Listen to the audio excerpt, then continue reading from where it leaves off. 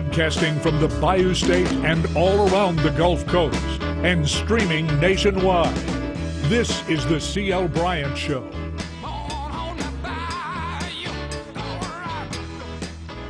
As I like to call it, the palatial,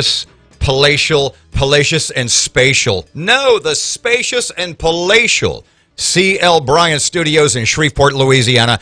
It's the C.L. Bryant Show. Robert J. Wright sitting in for C.L. Me, Robert J. Wright from the Robert and Aaron Morning Show on C.L.'s flagship station, 101.7 FM and 710 Keel, and the Keel app, don't forget, in Shreveport.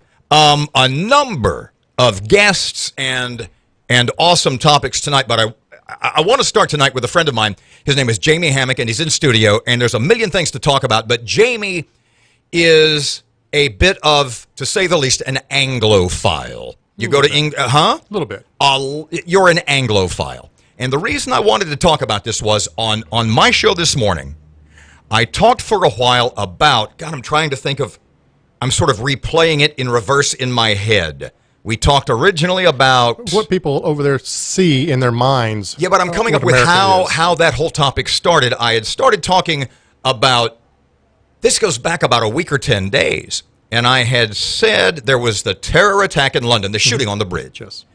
And that same weekend in New Orleans, there had been 13 people shot, 2 of them killed. And the point I made on the radio was, there's a terror attack in New Orleans every weekend. They're in Chicago. And nobody gives a damn. Correct. Meanwhile, Mayor Mitch Landrieu in New Orleans is telling black people the biggest threat that you face, the most dangerous thing in your lives, is Confederate monuments. Smoke and mirrors. And I'm thinking, what the hell, Mitch? But we'll get to that another time. The question I asked this morning was, of the folks on my show, if you get a free 5-day vacation, here's your choice. New Orleans, London, or Paris. Where are you going to go? I'm going to London. That is what I wanted to talk to you about. Because, A, I want to know why you said that. Because as an American, I see London, I go, what the hell? Somebody's crashing into something every 5 days. In Paris, all I think of is the next Charlie Hebdo. And yet, what you and I were talking about, and what I want you to expound on, is that in Europe, they literally think that America is a John Wayne movie. They think it's worse. They think it's HBO Deadwood. They think we all carry guns. Well, you tell me. They pretty much think that because that's what they are told. You had the BBC. So you had the BBC TV. So you had like BBC 1, 2, 3, and 4 as TV channels. But then you also have BBC Radio. Pardon me just a second, because I want to interrupt and I want to bring this up because we touched on this. Did you know that in England, you have to have a license for a TV set? You have to have, it's a way to raise money. It's 140-something pounds a year, which is about $175. Yep. To own a television set in England, you have to have a license, which goes to pay for BBC, but please continue. So you have not only the BBC TV, you have BBC Radio, and it's not like your local NPR station. Every town has a BBC radio station, BBC Bristol, BBC Liverpool, BBC Manchester. Right. And each one of them is fully staffed with news people. And everything that they talk about when it comes to America is just the bad stuff. If there's a shooting in America of some sorts that would gather news over there, they're going to blow that up, and it's going to be, man walked in with a machine gun, killed 25 So people. when you go to England, and you go at least once a year, sometimes a couple or 3 times, and you're in the UK for a week or 10 days or 2 weeks at a time, when you watch British television, specifically government-run and owned TV, what does the average... They just think it's... They think it's the Wild West. It's the OK Corral in Chicago and New Orleans and Shreveport and all these other towns, because that's what they are told. So when you go over there and you talk to these people, you get to meet them, and they're like, do you own a gun? Well, yeah. Why would you have a weapon like that? Well, it's my right to have one. Do they have a comprehension, concept of Second Amendment? No, because they're not. In order to have a gun over there, you have to go through all kinds of red tape. Even just to have a hunting shotgun. Right. That's why you have knife attacks in England. Their knife attacks are off the charts over there because you can't have a gun. Well, what are you going to grab? I'm going to grab a knife and stab somebody.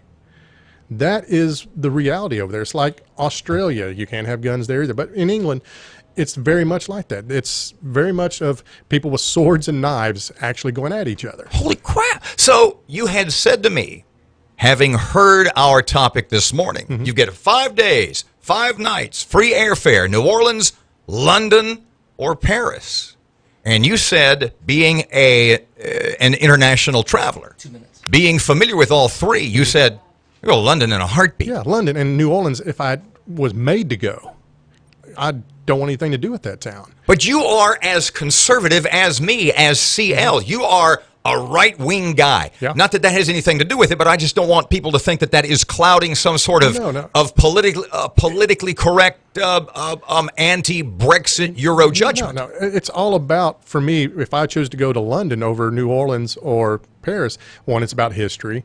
Two, it's about being able to speak the same language. That's why I wouldn't go to Paris first. Or New Orleans. Or New Orleans, yeah. But it's about self-preservation. I mean, if you feel safer in New Orleans, London. Of course. There's cops on every corner. You don't have to worry. There's CCTV cameras on every corner. If I go to New Orleans and I'm walking down through Jackson Square and it's after dark, I got to watch over my shoulder every 5 seconds. What you said to me today, if I'm going down Bourbon, you can't cut through an alley to get to Chapatoulas or whatever it happens to be. Because something's going to happen to you in that 50 feet. I would much rather go to England and go to London and walk through the middle of Brixton, which is the African-American or the African-British part of town, be much safer than going down through anywhere in New Orleans. I'm other just than the so Garden District. fascinated by the way they view America as people with guns. Well, you know what? Looking at New Orleans, looking at Chicago, looking at what the politicians in those two cities perceive to be the greatest threats to their populace. They perceived George W. Bush as a true, real cowboy. They thought that he's working, they seen working on the ranch out there in Crawford, Texas. They thought he was actually a cowboy. They called him a cowboy. Jamie Hammock, got to run, son. Thank you for your time. Great stuff. It's the C.L. Bryant Show. Robert J. Wright. We'll be right back.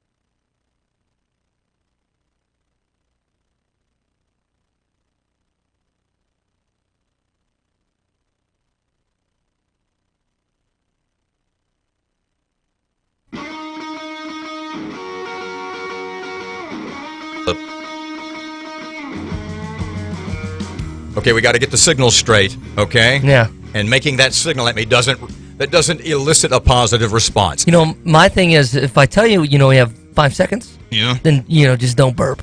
Is that what happened? Yeah. Good heavens. Wow. I got to get my feet on the ground, It's too. your first night, isn't it? It's the C.L. Bryant Show. Robert J. Wright sitting in for Mr. C.L. Standing by is a fellow named Patrick McClung. He's a nuclear engineer, no small feat there, and a 10-year Navy vet. He has a website, a Facebook page called American Patriots Against Double Standards. Mr. Patrick, how are you this evening?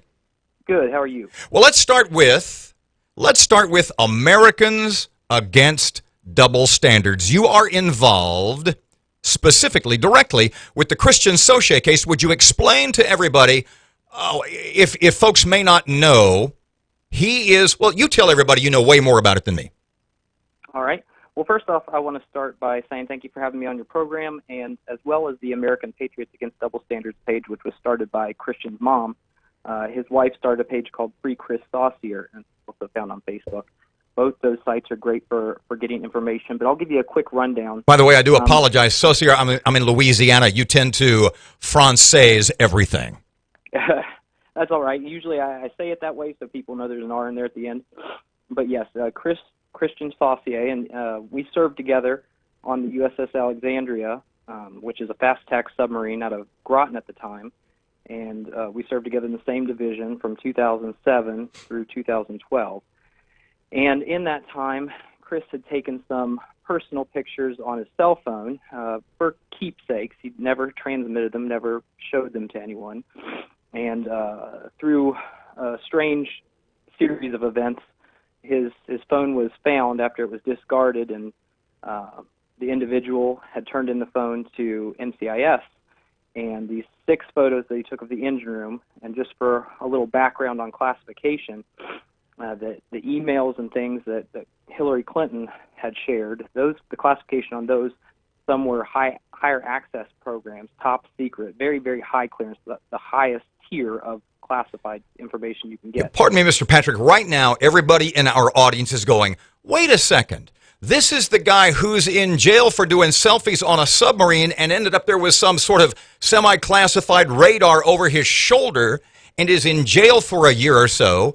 And Hillary Clinton's not in jail at all, and she was dealing in top classified material. That's the guy, isn't it? Exactly. This is Christian Saucier. You've heard about him on Sean Hannity. His mom's been on Sean Hannity. There have been interviews all across the country. He's been in all sorts of newspaper outlets. So this is the fella. And just to give you a little background, again, to understand why this page exists, you have to understand that Chelsea Manning and Hillary Clinton and these people who've made the same infractions on a much higher level, they're getting nothing, no consequence for them. Christian, these are the lowest classification level. These were classified at the confidential level, which is the lowest tier, one of the lowest tiers, and he is serving currently a year in a federal facility for this, and he is also losing medical benefits. He has no benefits. His family, his wife Sadie and his daughter have no income currently. Now, did this involve a dishonorable discharge? Is he in a military prison? He's not in a military prison. This was handled outside of the Navy jurisdiction. In a normal situation, individuals who had the same offense have gotten what's called captain's mast, which is a non-judicial military punishment. They lose some pay for 2 months, and they get a reduction in rate maybe. There were 2 specific instances on our ship where that happened, and that was the punishment. They lost half a month's pay for 2 months. I just cannot imagine that you, being a personal friend, that the rest of his friends, his family, his mother, are not infuriated by the fact that this young American, this young patriot is in prison, and Hillary Clinton is, well, James Comey said I didn't mean to, right? Right. We are. We're outraged, and all we can do is raise our voices. That's all we can do is raise awareness. And I think a lot of the problem with social media is that there's such a flood of a new scandal every day. There's something coming out every day. No one knows what to trust. So people are now washing over the story and not giving a second thought to it. But this is a real person. This is a real person who didn't have anything, not a blemish on his record, and served for 10 years, over 10 years in the Navy, doing a service to his country, going on deployments overseas, and this individual's life is ruined. He has no benefits. He has currently. He's sitting in a prison. His wife and 2-year-old child are sitting there waiting for their dad to get home, waiting for their husband to get home.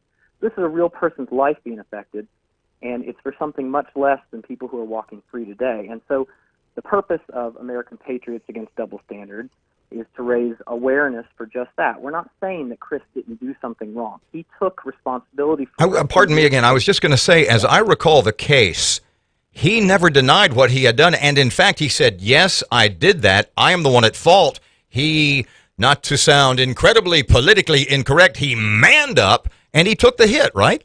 Exactly. He took the hit. He takes responsibility, and no one on our page is arguing that he didn't do something wrong. What we're arguing is that if he's going to be held to such a high standard, and this scrutiny that's going to potentially ruin his life and send waves that have an effect for through his whole family and all these individuals, that standard has to be applied to everyone. Hillary Clinton is no exception just because of her status. These people don't. There shouldn't be the double standard. And if you think about it, the really interesting part is when Comey made the announcement in July, he used the specific phrasing, but no reasonable prosecutor would. He basically laid out the case for Hillary, described all the things that she was guilty of, a lot of which are the same things that Chris is sitting in prison for, but then ended it with, but no reasonable prosecutor would, meaning she's guilty, but she's the former FLOTUS and the former Secretary of State, so no one's crazy enough to go after her.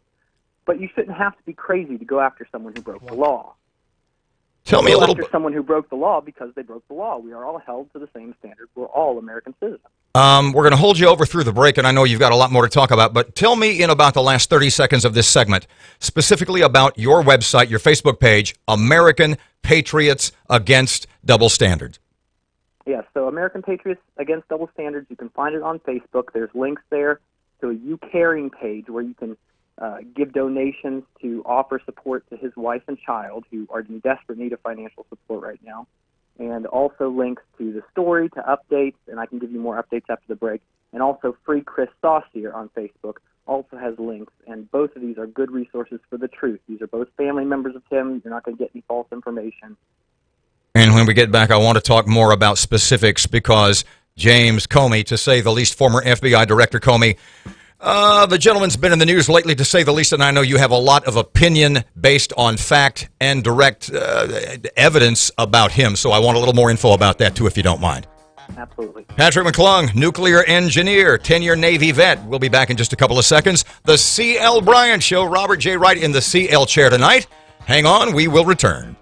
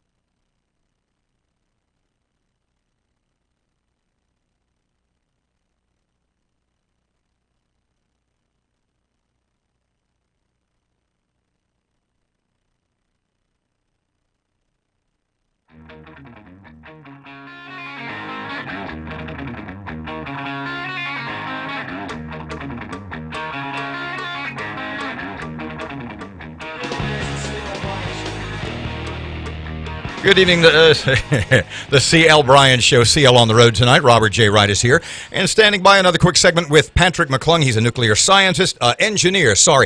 By the way, between scientist and engineer, how much longer would you have to go to school to make that step up?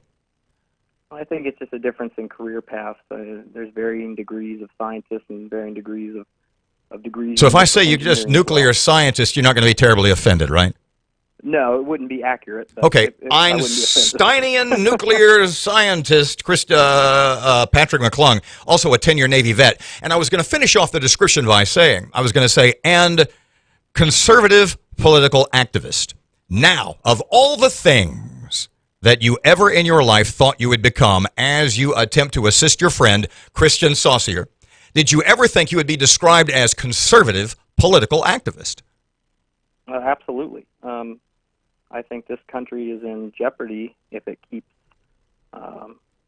fighting against principles that keep us safe and that keep us guarded against the things in this world that just shouldn't be. We have to be the defenders and we have to be the voices.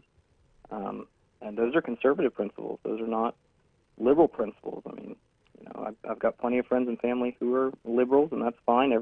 We fought for the freedom of those to voice their opinions, even if they're not our own. But I do want to mention, before I forget, there's a whitehouse.gov petition. The link should be on your page, I believe, as well as Free Chris Saucier and American Patriots Against Double Standards. Right. Go on, sign the petition. Takes 30 seconds. We need all the support we can get. Basically, just to try to get President Trump to sign a petition or commutation for Chris Saucier. The paperwork's already in. President Trump even mentioned on the Sean Hannity show that he was going to review that. So we need all the support we can get, folks. How do you feel? How do you feel you're coming along with that? How is not only the number of signatures, but with the way that, because I'm sure there's people in the pipeline, in the power totem that you're talking to about this. What kind of reception are you receiving? Well, the pardon office did come back and say that it was inappropriate to grant a pardon at this time just because of his status as imprisoned currently. So he has a waiver period that he has to wait through until he can reapply for pardon, but they're still reviewing his commutation. But even after he's out of prison, he has a 6-month probationary period and a 3-year period of, 6 months house arrest, 3 years of probation. So it's very important to get the pardon and the commutation, not to undo the prison sentence, which he has served most of already, but to get those benefits. He's in desperate need of a medical benefits. He was going to be medically discharged before all this happened because of some service-related injuries. But he has no benefits. He's going to get out, have no benefits. He's going to have a felony on his record, which is going to make it extremely hard to find employment. And this guy was a great worker. If you would ask me who the best worker in our division is, I'm not pulling your leg by saying that was him. He was the guy you went to who reliably did work, who didn't have to be watched, who knew what he was doing. So 10 years of service, over 10 years of service, unblemished record before this, and it's 6 pictures at the lowest classification level. Fired FBI Director James Comey is involved in this case. What is your opinion of the former director, not only as it pertains to the Saucier case, but as it pertains to the alleged obstruction of justice and the Senate hearings, etc.? Well, really, the obstruction of justice case and the Senate hearings are they're smoke and mirrors. Anyone liberal listening to this is going to say, "Oh, of course he's conservative saying that," but the reality is, as someone who held a top secret clearance myself, or a secret clearance myself for 10 years, I'm intimately familiar with the rules that go along with that. The Code of Federal Regulations defines there's no intent necessary, that you can't distribute these things over unsecured lines. There's nothing about Hillary's case that was ever put out. There's none of the documentation that came out that would let her off the hook for what she did. She's just as guilty as Chris, as Chelsea Manning, as any of these other cases. They are all violating the rules of handling classified information. When you watched Secretary Comey during the Senate hearings, was your sense of, and you are certainly far more familiar with him than am I, my sense was, here is the smarmiest, most I promise I will try to be as politically correct guy with every answer that I had, a Washington insider that I'd seen in a long time. What do you think about that? Well, he's proven that he is not as reliable and trustworthy as people originally said.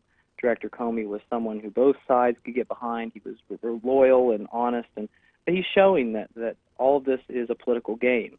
Whether it was his doing, I'm not sure. I'm sure there were political motivators pressuring him behind him. But the fact is, he didn't stand his ground, and he flip-flopped on everything he could flip-flop on, and he wasn't reliable. It was very appropriate for the president to relieve him of his duties because he was not doing the American public the sworn service that he said he would.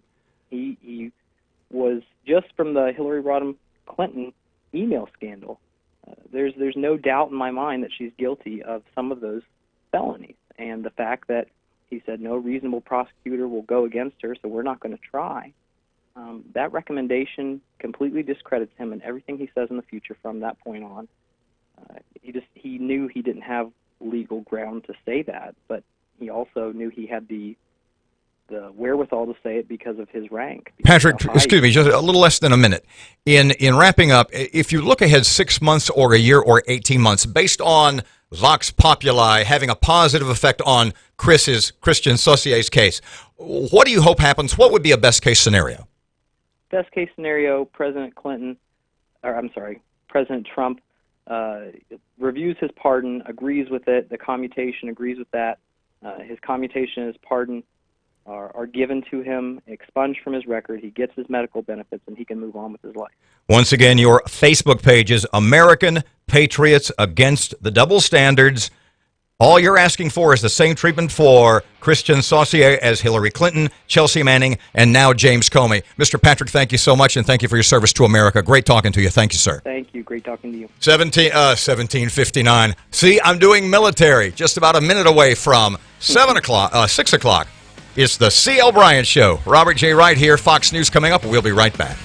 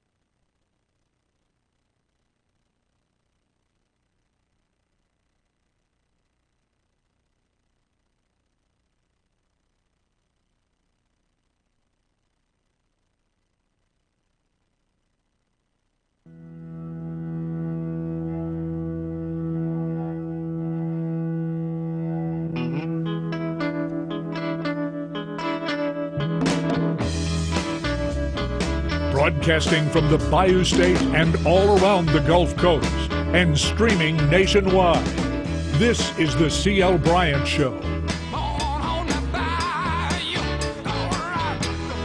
Welcome back to the C.L. Bryant Show. Mr. C.L. is on the road. As I said a couple of seconds ago, somebody stuck their nose in, said, "Where's C.L.?" He's off doing C.L. things.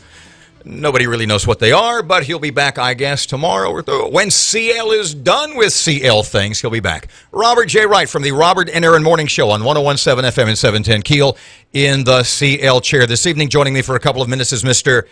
Oh, my goodness, I was looking at your bio. This is awesome. Caddo Commissioner Lewis Johnson. And let me start off by saying a 30-plus year veteran of the Shreveport Fire Department. You know what that means, don't you? What does that mean? Look at me carefully. Look at me closely. And you tell me, who do you know that I might physically resemble? You know my brother real well. Okay. Who might your brother be? Chief Hal. Hal Wright. Yeah. Oh, my goodness. I know. Get the sneer off your face.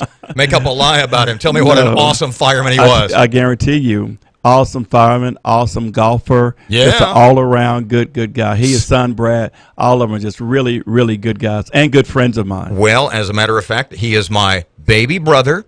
Who would have thought? And as soon as I saw on the bio that you were a 33-year vet. Yes, indeed. My God, you must have been a kid when you started. Were you like 14? You got a George Dartois waiver? And also, Hal was probably one of the better basketball players on the job. Have you seen him? He's just good at everything. Have you seen him lately? Well. Why, he's ballooned up to about 175. Okay, sounds good. If he's listening, God, I hope he's listening, because it's a little more than that. There is, and I'm going to go way off the reservation, political incorrectness here with this first question. Okay. But one of the big, in fact, the big topic of discussion right now, not only in Shreveport, but all of Caddo Parish, specifically you as a Caddo Commissioner, is the rising violence in our area. We've had Jerry Bowman on, and we're having Chief Crump on later in the week. As a Caddo Commissioner, as you look at the crime rate increasing, the murder rate increasing, tell me how that is discussed and what solutions might be considered at the parish commission level. Okay. I very much appreciate that question. And first of all, I think it's important that your listeners and you are aware of the fact that though we do discuss these things, I think we discuss them first as citizens ourselves. So those things that concern our city, our parish, our constituents, they concern us as well. So that's the first thing I want to say. And then in addition to that, I think that everyone is pretty aware of the problem being violence, an increase in violence. And I think that the questions center around solutions. And I believe that most of these situations that we see as unfortunate and as egregious as they are, normally have some relationship, I would say. And so I think that it would be a matter of speaking to that element, if possible, and making sure that they are aware of the fact that they are responsible for their safety, for their communities, and literally for saving one another. I know everyone else wants to bring in different entities, but I think there are some limitations as to what other people can do. What do you think about that, Bob? Pardon me. What do you think about that when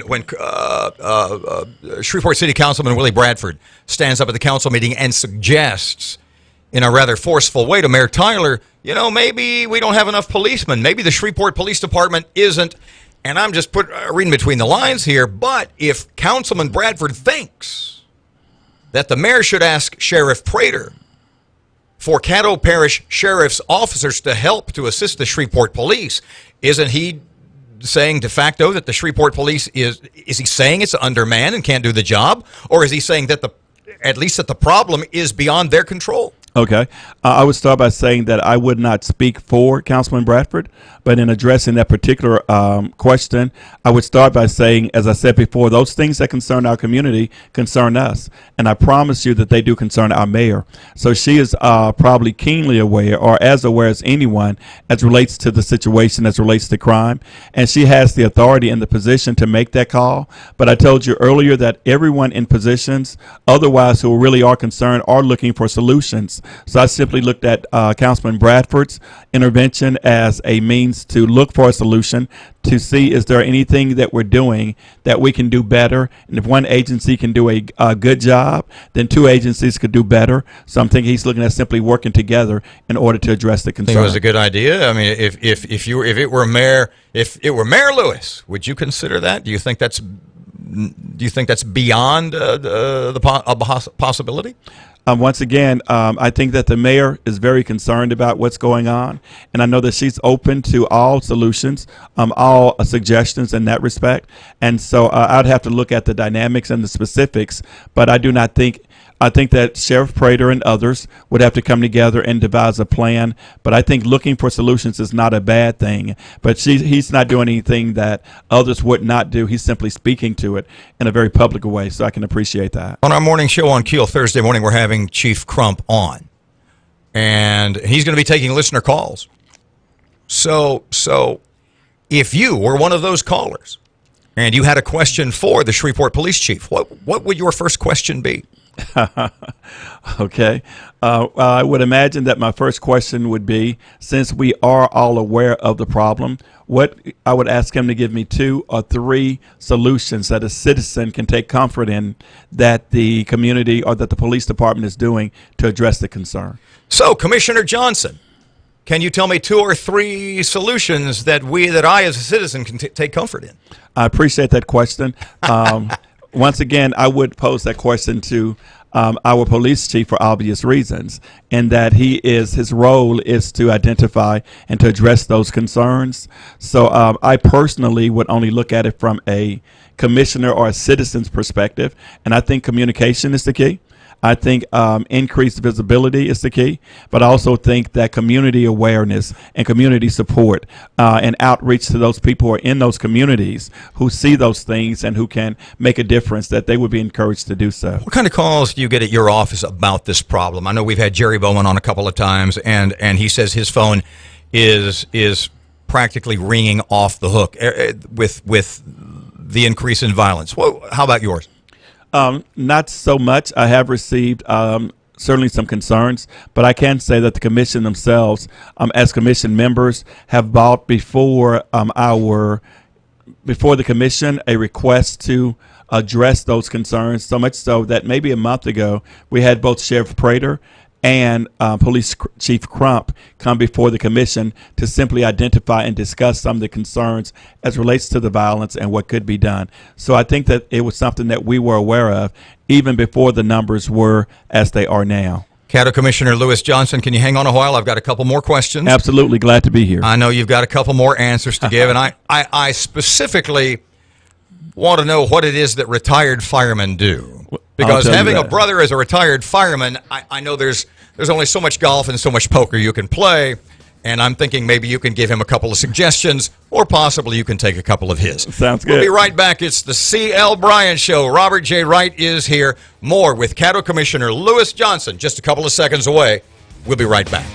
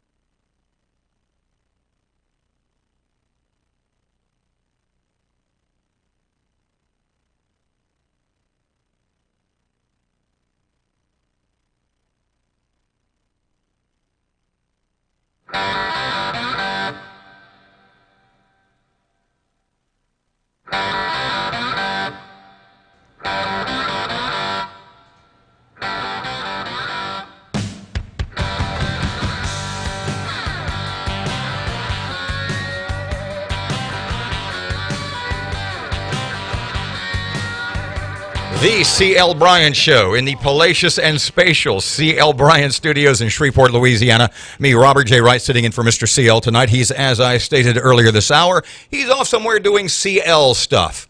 Joining me for one more quick segment is Cattle Commissioner Lewis Johnson, retired Shreveport fireman. You know, my brother talks all the time. My brother Hal is a retired Shreveport fireman also. And you did 33 years. Yes, sir, I did. Oh, my God. I'm very thankful. What do you miss most about that? I just think the career itself is so fun and so rewarding. Of course, it was a career of helping others, and that was very rewarding in itself. And, of course, you have the camaraderie of working with your fellow firefighters and the general public every day. You started, what year did you start with on the fire department? In 82.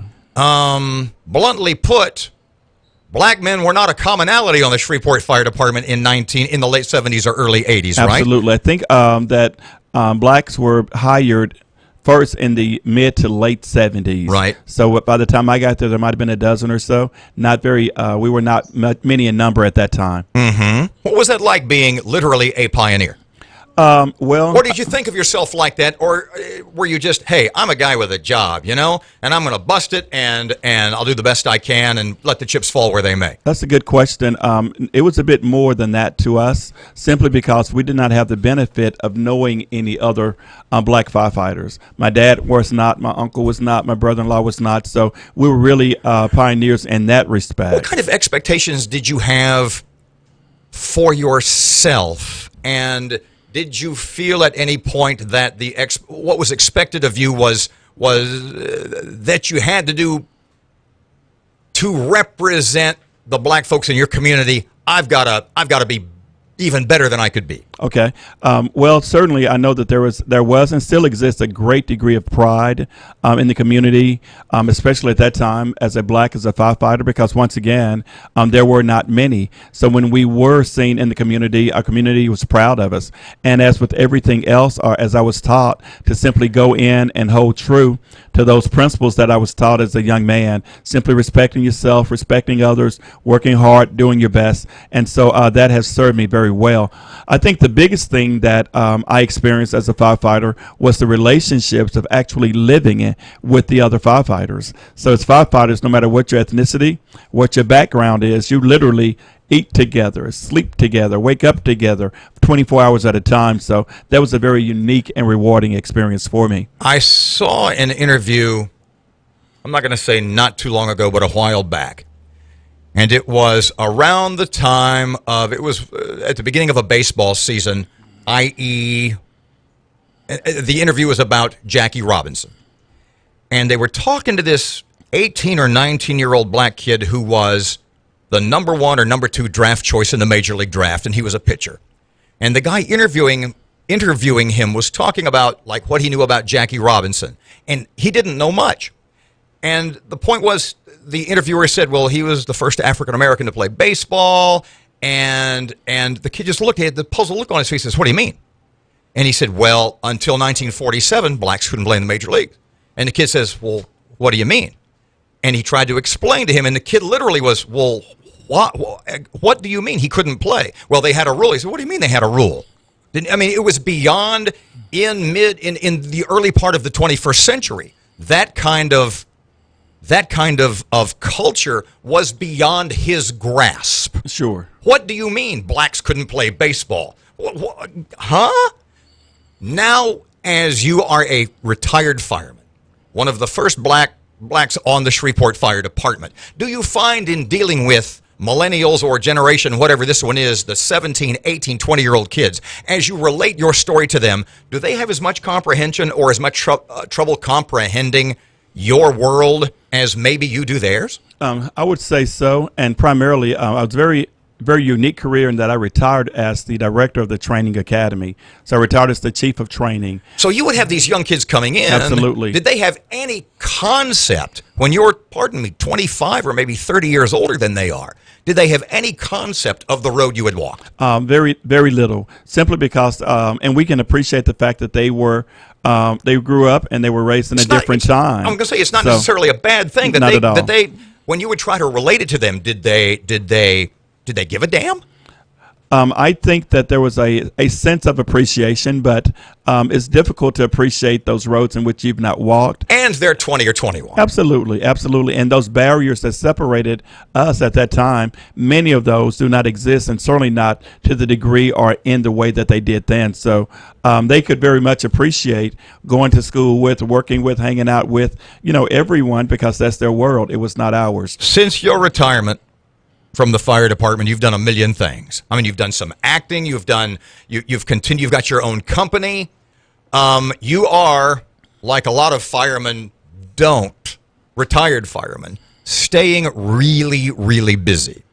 And yet you found time to get into politics. Tell me that story. How did that come about? It was an opportunity for me. I really think that it caters to my strength.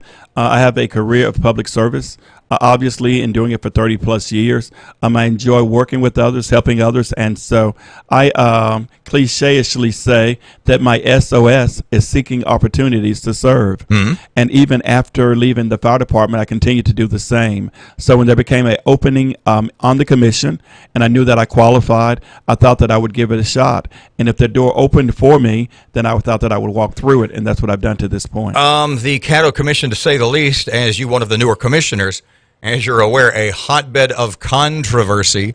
I guess there's you, Middleton, Mario Chavez, a number of guys who are, and I'm leaving somebody out, I apologize, but who are new to the commission, who are inheriting a lot of stuff not of your making. Specifically, things like the Paul Elio deal or the GM plant deal. How are you handling that when people sort of, to some degree, are blaming you for a mess that you didn't create? I can very much appreciate that, especially that example, and that happens to be in my district. One of the things that I've done is that I know that the citizens and others, including the media, have questions that deserve to be answered. And so what I believe is very important is to provide that information for them. So much so, in that a couple of weeks ago when Mr. Elio was in town, I sponsored a press conference. And the purpose of that press conference was to provide information to those citizens and to the media as relates to what was happening, so that those questions that they ask others, they had an avenue, if you would, to ask him directly. Now, when Mr. Elio blew into town and he and said to the commissioners, yourself included, if you guys want to meet with me, it's got to be off the record. You've got to sign a no disclosure agreement, etc. Did you meet with Mr. Elio? Did you think about it? What did you do? I did choose to meet with him, and I've had that question before. I was asked quite bluntly, did I meet with him? Did I sign a non-disclosure agreement? And if so, why? Which I thought was a very reasonable question. And the answer is that, yes, I did meet with him. But the reason, and I did sign the disclosure agreement. The reason I met with him is that my responsibility is to represent my constituents, to answer their questions, and to make decisions on their behalf. With that being the case, I wanted to do that from a position of strength. And I thought that what would give me the most strength to do that would to have as much information as I possibly could. Being that I'm a new commissioner, there are some things of which I was not aware, so that is why I made that decision. Now, the non-disclosure itself is not that unusual when you're talking about major entities, when you're talking about multi-million-dollar contracts and things like that. So if we had a company that was wanting to move to this region and had not yet told their other plants in another area, during the negotiations, it would be imperative that information not be disclosed. So the non-disclosure itself was not unreasonable. Did you find Mr. Elio to be, which is not what a lot of people think, did you find Mr. Elio to be a straight shooter? Do you feel that he still has the best interests of the people in this area at heart? I appreciate that question. I'd like to answer by saying that I'm not in a position to be pro or anti as it relates to Mr. Elio. I'm not supporting, I'm not against it in any way, but to answer your question, the questions that we ask, I think, were questions that most citizens would ask. You made promises before. You've broken dates before. Why is that? And why should we expect or trust you not to do that in the future? Reasonable questions. And to my satisfaction, those questions were answered to a degree. And we asked clearly, do you still have a commitment to the area and to the jobs that were promised, to which he answered affirmatively also. So that is what I found of him. So what do you think is going to happen with all of that? I mean, the Securities and Exchange Commission gave him till, what was it, early 2019 to start producing cars. Do you think this area will ever see Elio vehicles rolling off the line out there? That would be a simple speculation on my part, Yeah. which is not official. I'm not speaking for the parish. I'm not speaking for anyone else. What we did was we weighed the risk versus the benefit. If it does not happen, then at that point, because of the contract, it costs the parish nothing for us to extend him. But if it does happen, we benefit 1,500, 1,200 plus jobs. So I personally thought that risk was worth the benefit. But to answer your question, I tend to be an optimist for the most part. So I'd like to say yes. I'd like to say that I would like to think that we will see that come to fruition, and it'd be a benefit and a boost economically to our area. County Commissioner Lewis Johnson, District. Let me think off the top of my head. There you go. There you go. 12. Very, very 12. good. That is correct. A pleasure to meet you. I'll tell my Likewise. brother you said hello. Please do. He's my friend. And thank you for your service to the city. 30 plus years on the fire department. As we say, that ain't playing, son. Thank you very much. Thank you so much for having me. It's the C.L. Bryant Show. Robert J. Wright sitting in. Break coming up. We'll be right back.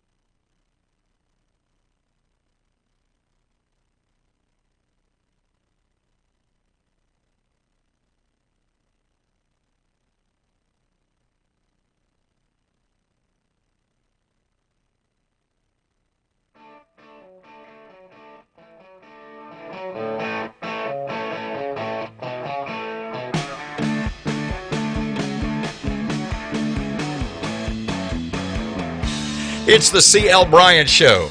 Tuesday night edition. Mr. C.L. is on the road. We are going to need you to grab that microphone, pull it toward you. This is excellent. And as I say, Celine Dion that baby. And what that means, never be farther away than two magic fingers. Excellent. Guest standing by, Ms. Sandy Franks, Senior Master Sergeant, Air Force retired, and President of the Women's Veterans of the Arklatex. And sitting next to me in studio, Tina Kingston, retired Lieutenant Colonel, Army, and Treasurer of the Women's Veterans of the Arklatex. Ladies, how are you both this evening? Miss Tina, Miss Sandy, can you hear me okay? No, she can't. Oh, I hear you great. I'm Oh. all the way up here in Arkansas. I was going to say, where are you calling from? That it sounds like you are somewhere where they have icebreakers. I am sitting on the White River in northern Arkansas, and we're doing some trout fishing. Wow, that doesn't sound like too tough a life. Give us just a second as Miss Tina is getting a chair and a set of headphones that works. Let me start off with this, and either of you ladies can take this. There is a great deal, especially in in American culture today, and justifiably so, honoring our veterans. But at some point, as retirees from the Army and the Air Force, do you feel that maybe there's tens of thousands, hundreds of thousands, maybe millions of female women veterans that don't get their just due, that don't get the respect they deserve? There are 2.1 million women veterans. And those ladies go all the way back to World War II. And the jobs that they did then laid the groundwork for those of us that came after them. Go ahead. I'm sorry. Finish up. They went, and if you go back and look at the history of World War II, the men went off to war, and the women had to fill the gap. So you had women like Rosie the Riveter that went into the factories and made, the factories went from manufacturing toasters and appliances to manufacturing aircraft and tanks and those kinds of things. And they may not have been in the military, but they certainly helped the war effort. So you had women who entered the military in World War II, and, sometimes the military thought, well, what are we going to do with them? We certainly can't put them in combat, but we can find other jobs for them. So I have a question, pardon me, I have a question for you both. What was your motivation not only to join the armed forces, Miss Sandy, in your case, the Air Force, Tina, in your case, the Army? What was not only your motivation to join, but to make it a career? Tina, you take that one first. Well, at first, I got in for college benefits, like the GI Bill, and trying to, get through my college. But after I got in, and my dad had served, it fit. What was it about? You said it fit. What was it about it you loved? What was it about it that you said, man, I want to do 25, 30 years of this? Patriotism, camaraderie, serving your country, the discipline of the military, and how it laid out the good we were doing and have done. It just fit. Sandy, how about you? My oldest brother was on active duty in the Army when I was born. He was old enough to be my dad. And so from the time I was born till I was 13, I probably only saw him 6 times. But he was the biggest, larger-than-life person I have ever known. Every time he came home on leave, I was just enthralled. And so when I grew up, I thought, I want to do this. I want to be in the military. And the Air Force was my choice. I wanted to serve my country. I felt like it was an obligation. I live in a free country. I feel like it's my responsibility to give back to that. And so when I went into the military, and I was 24 when I went in and had 2 children, and the Air Force allowed women with children to come into the military, and I thought, I don't care where they want me to go or what they tell me they want me to do. I'm going to do it, and I'm going to stay till I can retire. You were married at the time, or you were? What was your marital status when you joined? I was married to another Air Force member. Okay, so it wasn't as though he was a civilian. And how was there any sort of? Because I know a couple of people in that similar situation, and it's married couples, both Air Force, and at times it can be a little competitive within the family. Did you find that to be the case? No, I was very fortunate. If I made rank and I outranked my spouse, his thought process was, she's taking a check to the bank. So we never, we were in different career fields. We never had that competition. As a matter of fact, in our family, it was just the opposite. We really kind of cheered each other on. Now, as you were answering that, my new best friend Tina, sitting right here, she kind of said, when I asked the competition question, she went, yes, please, please. Oh, it sounds like you know the story. Fill us in. Well, my husband and I both, we're similar to Sandy. We're both Army. We're both lieutenant colonels, retired. Right. When we were captains, he beat me out of my first command. We were both up for command of a company, and we were both the same branch in logistics and everything. He's a couple years senior to me, so they ended up picking him. But we were very competitive going through because we were in the same field. Ladies, your organization, it is the, I apologize, women veterans of the Arklatex. Tell me about that, how you got involved, and you've got a little goal here and you've got a plan. Fill me in. Well, I was working at the VA Medical Center, and I was the public affairs officer there. And about 5 years ago, maybe a little bit longer than that, we partnered with the Louisiana Department of Veterans Affairs to have a women's veterans seminar in the Shreveport area. And at that time, we had about 150 women that came to the seminar. We had breakout sessions of things that the women veterans were interested in. And so my promise at that time was, ladies, I am not going to let this opportunity die. Well, I've since retired. I have more time. And so I made the decision that I would bring that organization, those groups of ladies, back together again. And so I just reached out to friends of mine who were either out of the military, active duty military, women that I knew, and I said, what do you guys think about this idea? And they thought it was a great idea. So that's how we formed Women Veterans of the Arklatex. Tina is our treasurer, and we started about October of last year.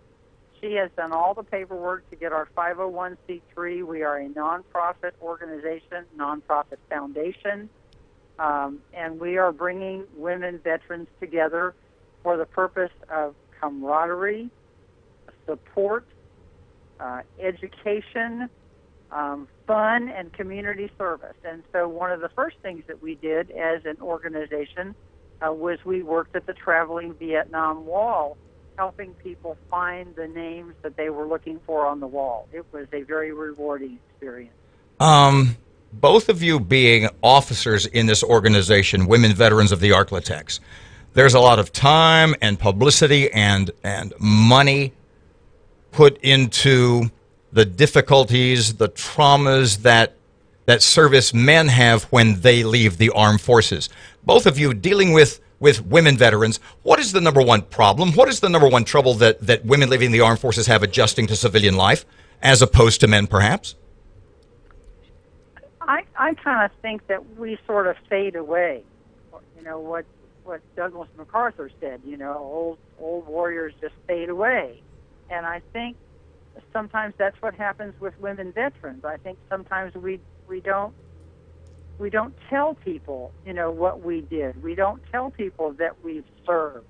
If my husband and I, who is a veteran, go to an event, it's not uncommon for somebody to step up, shake his hand, and say, thank you for your service.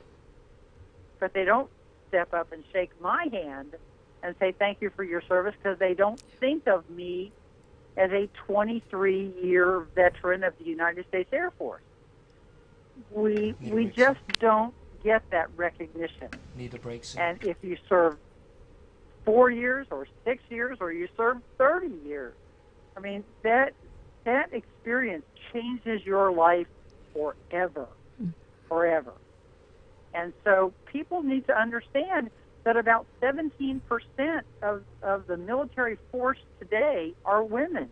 Those women are coming back from deployment with traumatic brain injury and amputations and gunshot wounds and POWs and Purple Hearts, just like their male counterparts are. And those women that served in World War II opened those doors for us to get where we are today. Sandy Franks, Tina Kingston from the Women Veterans of the Arklatex. Ladies, if you can hang on a couple of seconds, I've got a bunch more questions. I know you were involved in the middle of a big fundraiser that we can talk about the statue and where it's going to go and how you continue to help female veterans across the area. It's the C.L. Bryant Show. Robert J. Wright is here. We'll be back in just a couple of seconds. Stand by.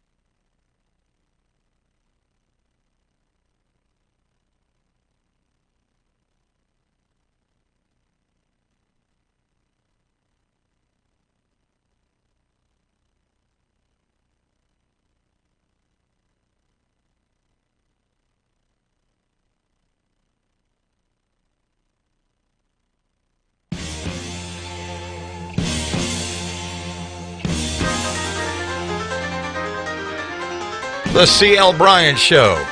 Back again. Robert J. Wright here for Mr. C.L. tonight. He's on the road doing, as I've said a dozen times, doing C.L. stuff. He's just out doing CL things. Jay, when is CL going to be back? Tomorrow, Wednesday, Thursday? Your guess is as good as mine. When He'll be back CL when he wanders comes back. in, they roll out the carpet, and here he is. Guests right now, Sandy Franks and Tina Kingston, both retired U.S. military, both with the Women Veterans of the Arklatex. Tell me and everybody about your statue. Oh my gosh, she's wonderful. You know, Tina told me, pardon me, Sandy, Tina told me during the break that there are, how many was it? There are statues, women military statues across the country right now. There's about six. 4 of those, she said, are devoted to the nurses' corps. You said not to take anything away from the nurses. Hell, they were in battlefield situations for years and years. But there seems to be a little something missing as far as honoring women service members. That's your thought, right? Yes, and when we looked at this, we kind of did some research, and we realized that there were a few, memorials or monuments to women in all 5 military services. And there are a few for women in the Army, and there's maybe one or two. There's one in New Orleans for a woman in the Marine Corps. But to honor all 5 services on one monument, we thought that was a great idea. So the women that we brought together to start this organization, the executive committee, we tried to find someone from every military service. So we have Army, we have Air Force, we have Marine Corps, we have Navy. We don't have a representation from the Coast Guard. The Coasties are hard to find. But if there's one out there, if there's a lady out there that's a Coast Guard person, we'd love to have her. And so when we came together, we looked at some of the monuments and memorials that are already out there, and we started working on the memorial that we wanted to do. And so we have a clay model already that the sculptor has done. She will be on a pedestal. She will be 6 feet tall, bronze. She will be on a pedestal. That pedestal will be on a base. On the base will be the 5 service seals. We're making the opportunity available for people to buy a brick to lead up to the monument. And those are not just for women veterans. If you have a veteran in your life that you would like to honor, mother, father, uncle, brother, whoever it happens to be, we will lay those bricks with whatever's engraved on them, leading up to the monument. And her home is going to be at the Bossier City Government Complex. There's already a memorial there for veterans, and she will be part of that memorial to our veterans. So, Ms. Tina, tell me more about this fundraising and how people can help. Well, right now you can go to our website. It's basically just type in Women Veterans of the Arklatex. It's www.thewomenveteransofthearklatex, take out all the spaces.org, and you're able to donate there or put in to get a brick. You can also about $100,000 is your goal for all of this? Mm-hmm. It's the statue itself, and the bronze piece of it is going to be probably 65 to 70, but we've got to do the groundwork, the bricks, everything, the laying, the electrical work, and everything. We figure we're trying to raise $100,000 to just be safe. And your goal for completion is when? Well, one thing, and Sandy would probably chime in on this, is that we want to do it right, and we have no timetable. We feel we're doing pretty good right now. We're about a fourth of the way there. And then we feel like probably by the end of the year or the first of next year, we should meet goal and be able to get her up. Just in wrapping up, as your organization becomes a little more well-known, do you find that there are women veterans across the Arklatex, across Louisiana, into Texas, etc., that didn't know you exist, and once they find out, they go, oh my God, there are people who I can identify with, who know what I've been through, who get me. And that must be, to a great degree, the most satisfying thing that both of you get from this, yes? It absolutely is. Because, when we get together, we just click. The day that we went down to work at the wall, we took the whole day. We volunteered the whole day. We were there from 9 o'clock in the morning till 4 o'clock in the afternoon. And we were Marine Corps, we were Navy, we were Army, we were Air Force, but we were women veterans of the Arklatex. And that, women have a bond. Military women that we just know what each other went through, how we went through basic training. And it's just, it doesn't make any difference what military service you were in. Tina and I didn't know one another until, I don't know, maybe a year or so ago, and we've become great friends. She and I live down the street from one another out in, Bienville Terrace. It's just wonderful to get together with other women veterans because, yes, we all get it. Ladies, congratulations on the work you do. Best of luck. Sandy Franks, Tina Kingston, the website, Women Veterans of the Arklatex.org, right? Thank you both for your service. Let me, if you don't get that enough, I know everybody listening is thinking that, and thank you for joining us. The C.L. Bryant Show. Robert J. Wright sitting in tonight. Break time. We'll be right back.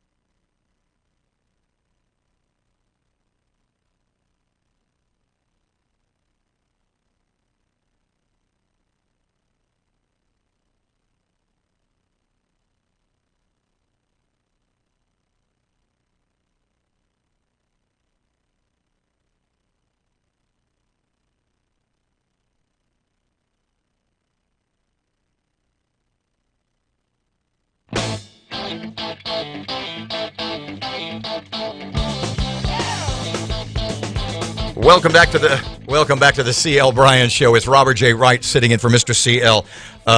Jay Watley is here, the regular C.L. Bryant producer. Now, you have two daughters, right? Yeah, I have two. Tell me about your Father's Day. We got a couple of minutes here. It was great. Does Father's Day get better as your daughters become older? I think so. In the same way that Christmas becomes more and more of a financial burden. Yeah, it does. Where I can't imagine with two daughters. I mean, it's got to be like $4,000 a year, but you know, you're making the big bucks. Yeah, of course. So the point being, as your kids get older, I would think that Father's Day gets better. Tell me about this year. Yeah, totally. I would say this is the first year that I've actually received a gift that was purchased by my daughter. What? And that was I think that's the first gift I've ever, not purchased in a sense of she paid her own money, but she picked it out. You know, she wasn't coaxed into, you know, what do you want to get, Dad? The little girl whipping out the Nike shoes from her crib. That's nice. No, she got me it was kind of an inside joke, but it was funny that she remembered it. And my mom took her shopping, and she said she couldn't believe when River, my daughter, said she wanted to get Dad. 5 and 2? 5 and 2, yeah. Oh, my God. Yeah. Where's your life going? Getting old. One day I'll be Robert J. Wright. Nobody could be that old.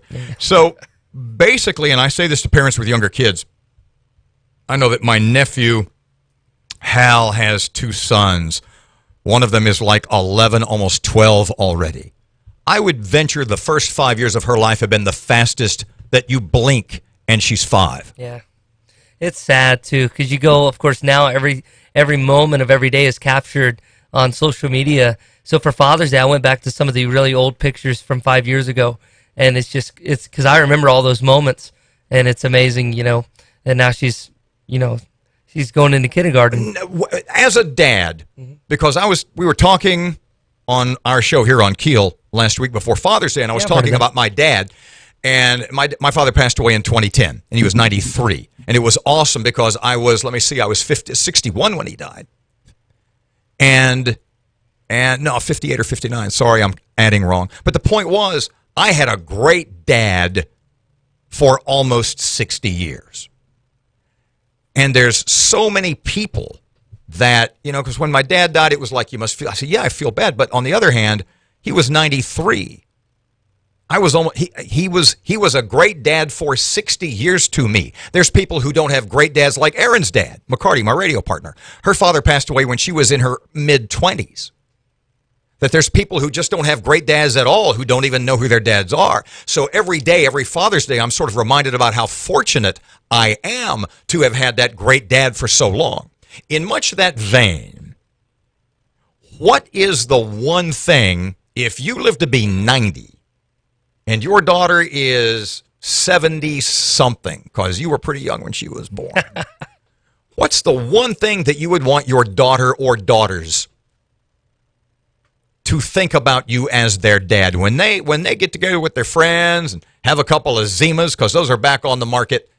What one thing would you say? Well, just to be quick, because we're running out of time, I remember my grandpa, my mom used to say, when I was younger, I remember him working around the clock. We never realized why he did it then, but we know now, and I want my daughters to think of me that same way. The C.L. Bryant Show, one more 30-minute segment to go. We'll be right back. Fox News just moments away.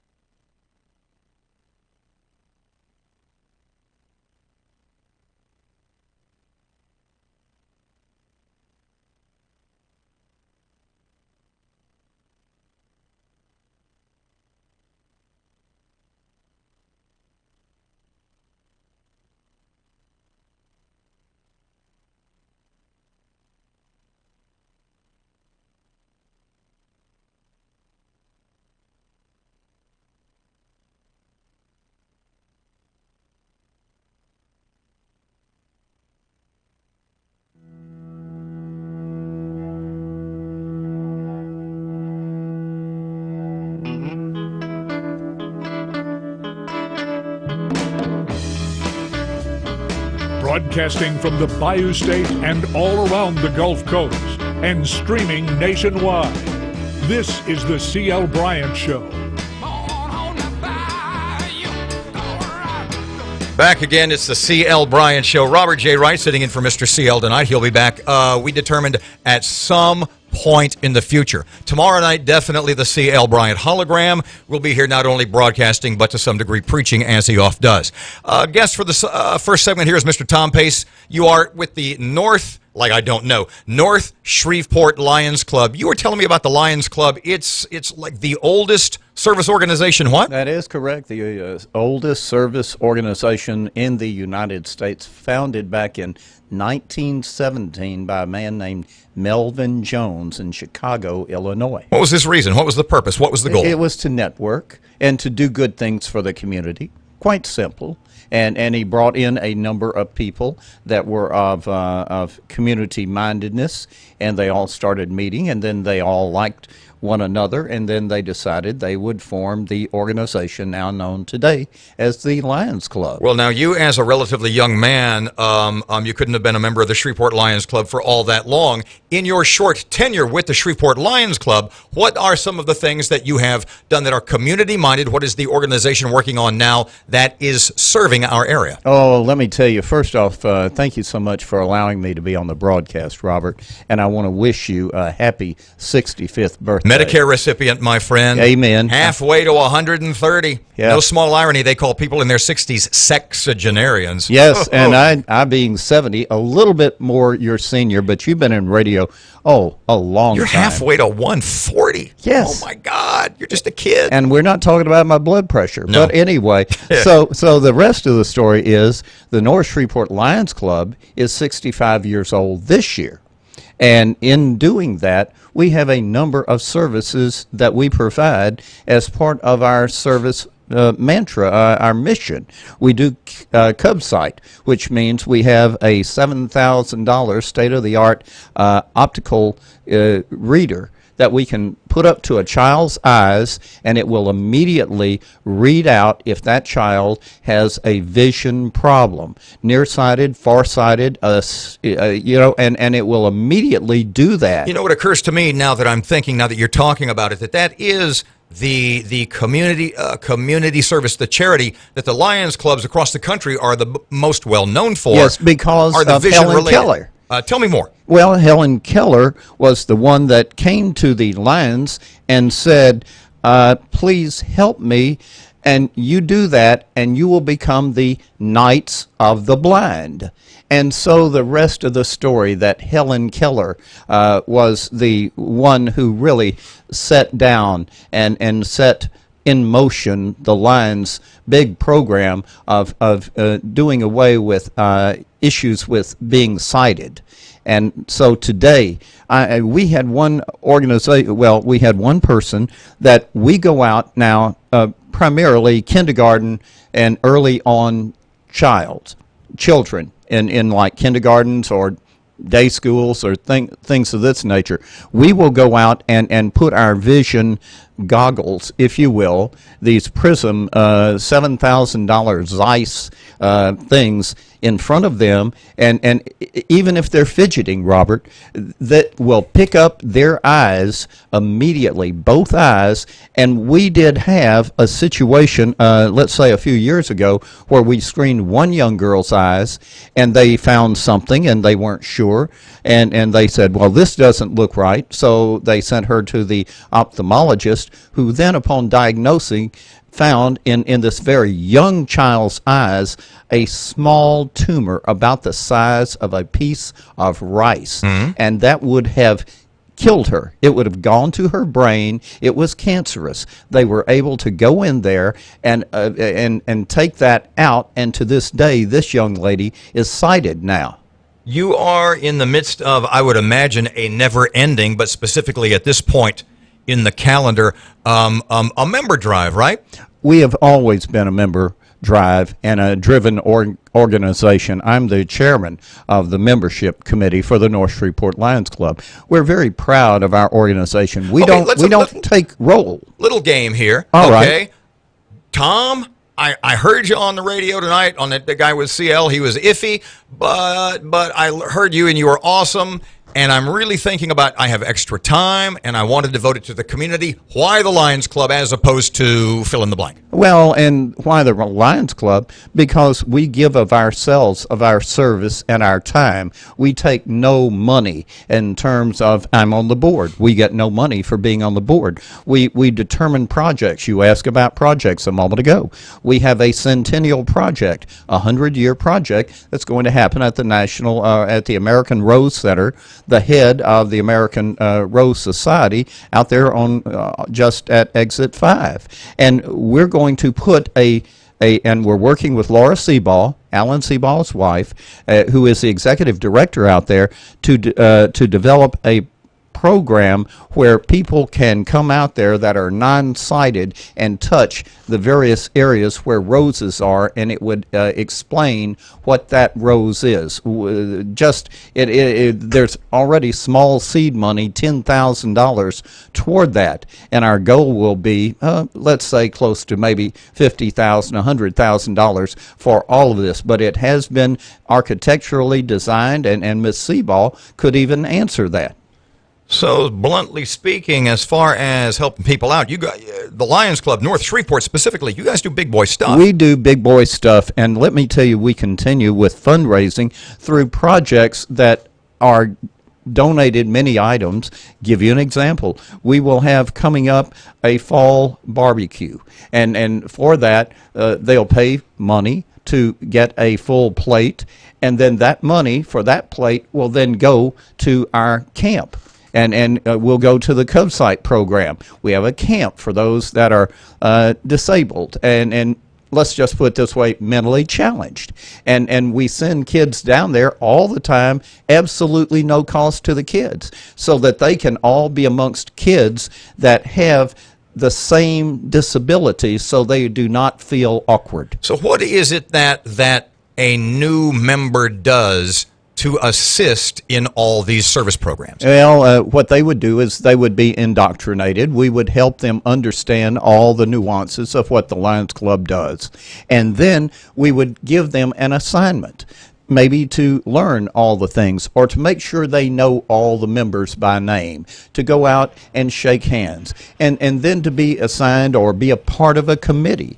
Whether it's the big barbecue coming up, whether it's the clay shoot that we had in March, or whether it was delivering roses for Mother's Day. Up against the break. We appreciate the time. Website, if people are interested in joining or to get more North Shreveport Lions Club info. Yes, and North Shreveport Lions Club website is under construction, but I will tell you, they can call me on my cell phone, 318-426-8080. I'll be glad to get them involved in the Lions Club and allow them to become a member for only about $10 a month. Mr. Tom, a pleasure as always. Thank you so much for all the info. It's the C.L. Bryant Show. Robert J. Wright here. We'll be right back.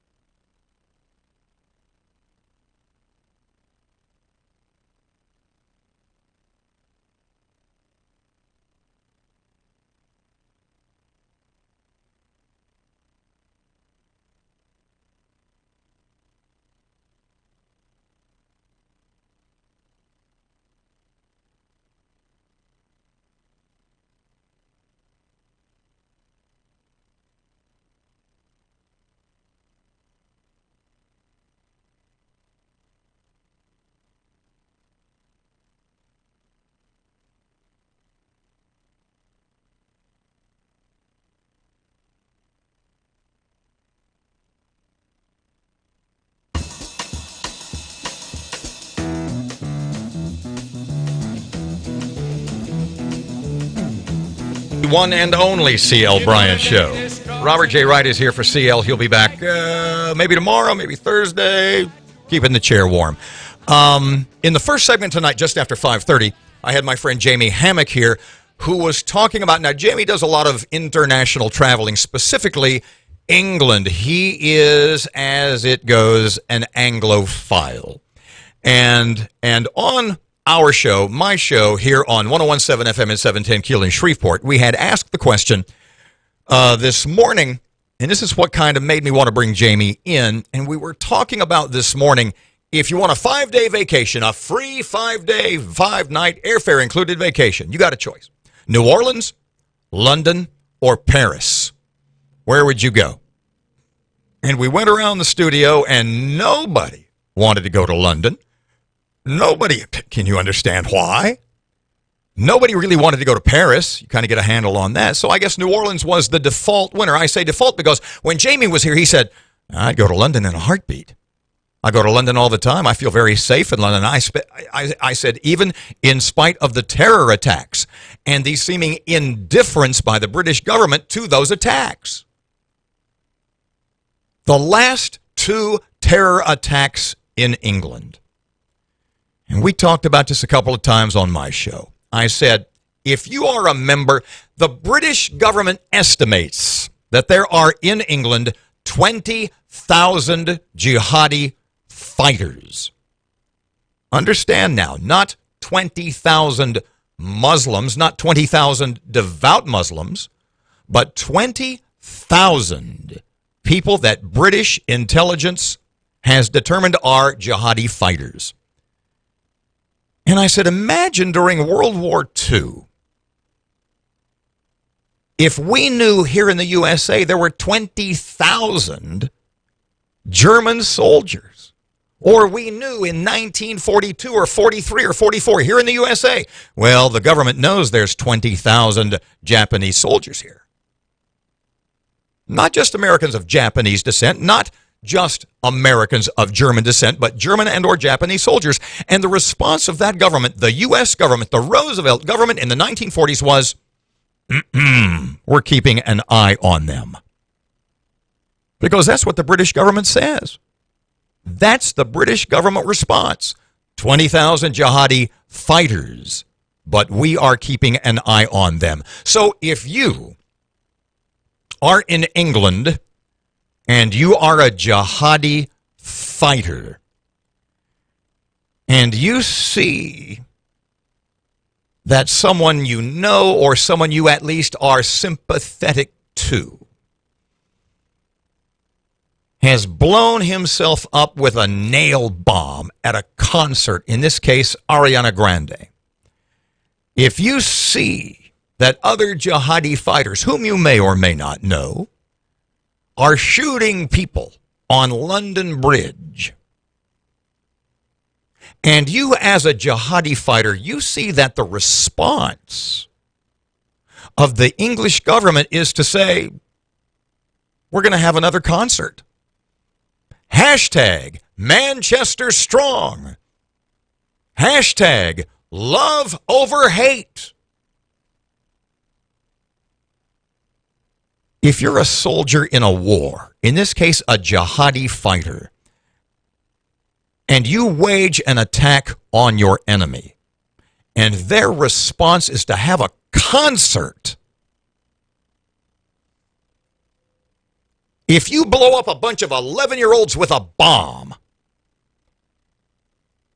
and your enemy's response is to have another concert, what do you think about that enemy? What do you think about the resolve of your enemy, in this case, the British people? Do you fear them? Do you have respect for them? Do you think this is a formidable foe, and it is going to take every ounce of belief that I have to defeat this enemy? Or you're going to look at hashtag Manchester Strong. Hashtag love wins out, because that's what Katy Perry said on stage. Everybody touch the hand of the person next to you and say, love will win out over hate. Is there any doubt? Is there any question why those 20,000 jihadis just might think that they're winning and winning big. Back with more of the C.L. Bryant Show. Robert J. Wright here, coming up next.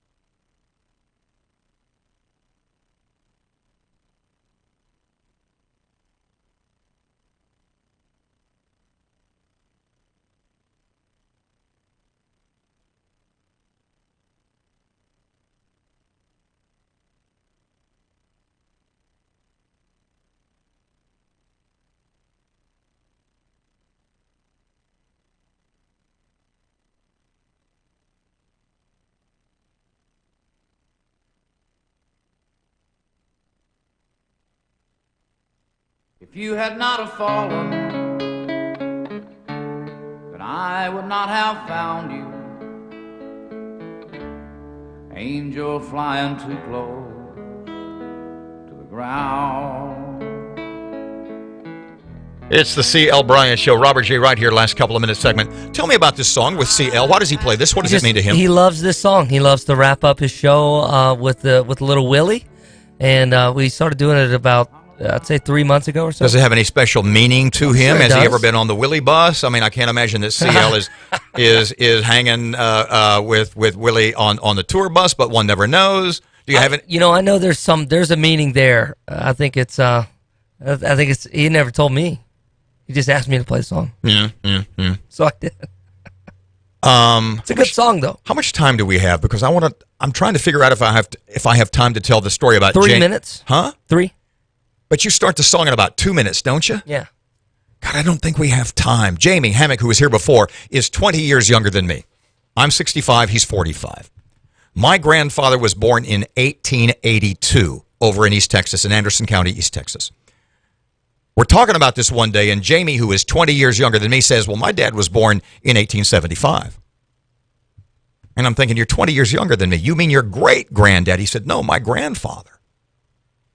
I said, that's impossible. He tells me the following story. His grandfather, now to give you some historical perspective, Custer died at the Little Bighorn in 1876, okay?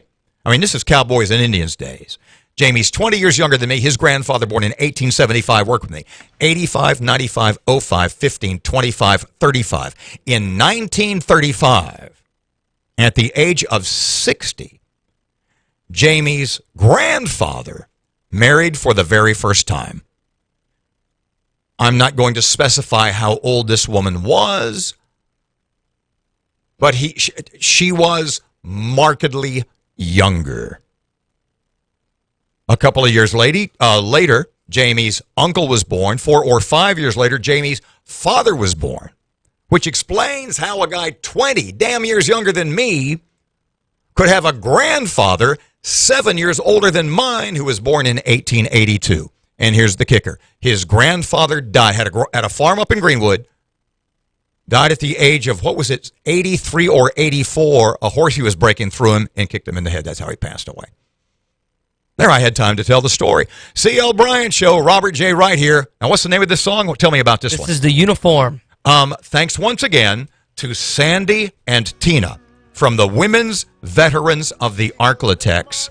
Their fund drive, I tell you what, you can find out all about that and the women who served and served proudly and served bravely. Women Veterans of the Arklatex.org.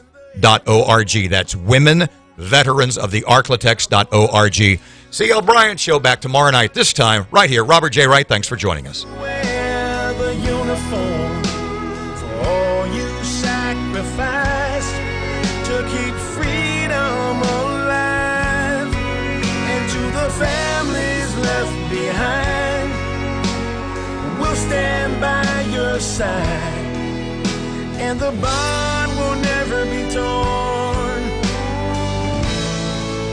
For those who wear the uniform.